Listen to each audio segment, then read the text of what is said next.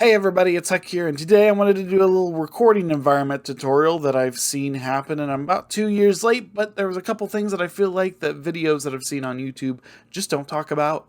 For one, I know this looks really weird. Some of you might have seen this recording setup before. You're only going to use this setup for certain situations if you're a certain type of editor and you want certain type of content. If you are a content creator that just wants to put your face up in the corner and then edit so when you start a game and finish a game, don't do it this way. You're going to actually waste time in your edit because this is set up for more advanced and more complex editing structure. Let's kind of go into some of the settings that I have set up here. So we're going to skip streaming. We're going to go to output.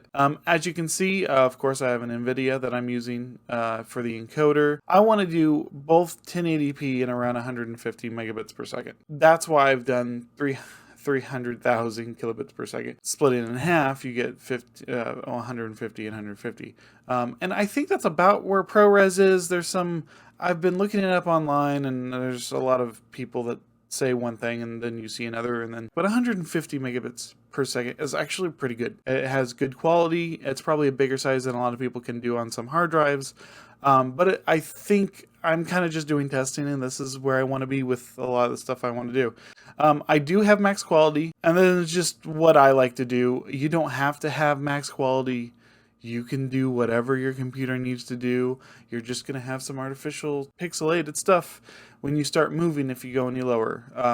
Now, even at a high bit rate, you still have that. So that's one of the reasons why I like in my recordings, especially my recordings, to have the max quality. And if my computer can't do max quality, I kind of would rather lower the resolution than destroy the quality of the footage.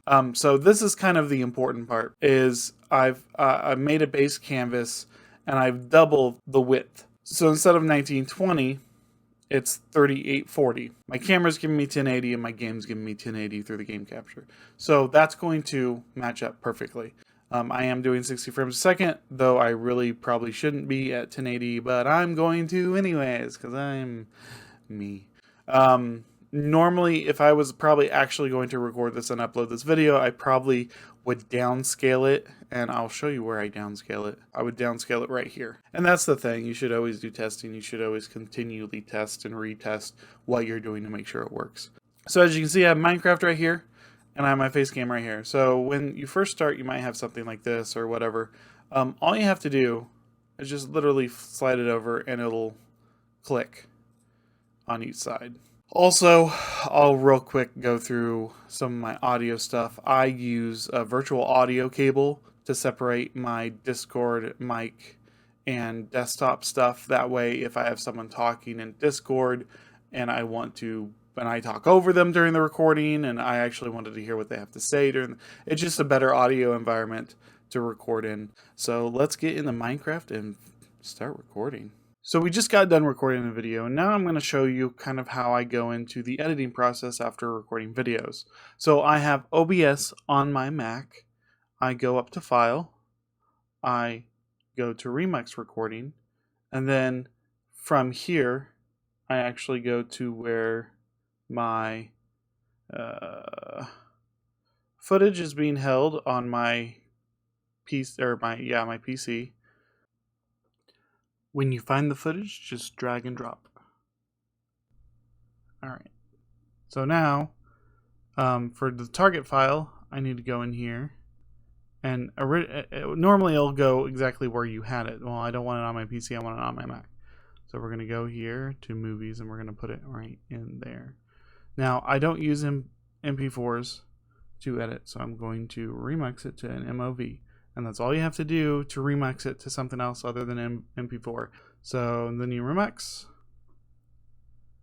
This might take a bit.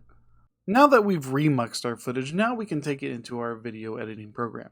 I use Final Cut, but a lot of the things that I will show you can be used in other programs such as DaVinci and Adobe Premiere. Now, let's import our video. Now, let's make our project. These are the settings that I use for my project. I know that even though I've recorded 60 frames a second in OBS, Final Cut actually likes it and reads it as 59.94. So I suggest that is the frame rate you choose in any program that you use. Now that we have our project ready, let's bring in our footage. We're going to want to take 2. We're going to mute 1. Now that we have both of the footages in, this is going to be our face, and then this is going to be the gameplay. We're going to hide that for now. That way when we resize everything it makes sense. We're going to go ahead and highlight this, and we're going to go find our transform or wherever we transform and edit the video in your program. First off, we're going to crop our video so it just shows our face. So we're going to take the right side and we're going to go 1920, 20, off the right. Now cropping goes off the pixel of the footage. So the other half is a 19 by 20 by 1080. So to get just one side, we have to crop the whole 1920 by 1080. Now the next thing that we're going to do is we're going to anchor the footage. Anchoring is just telling the program where the middle of the footage is. I like anchoring my footage because it's going to make it a little bit easier for editing down the road. And you'll see this in a little bit. First off, we need to figure out how to get this anchor, and this is the anchor right here, if you can see the little sign here, to over here. So the anchor is being transformed into the project space, not the footage. So we need to actually move the X and Y anchor half of the project space, not the footage space. So we're actually going to move anchor X half 1080p, which is 960.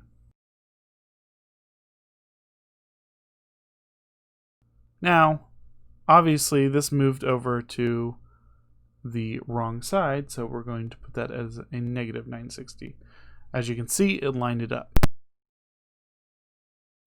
on anchor Y, but then again, half again because it's the project space. So 1080 divided by 4, which is 270. As you can see, now it put the anchor at the very edge. Now we can move the footage, negative 960. Now we're going to move half of 1080, which is 540. Now that puts you exactly in the corner. So this helps because now I can scale it and it's going to stick to that corner, which is wonderful because any emphasis or anything that I'm going to do is actually going to be probably from that corner. So we can pick our size, 60% for that. And then so far we are done with the face stuff. Now we're going to turn that off and we're going to focus on our game footage. Now we're going to be doing the same thing to this footage, but for the left side crop.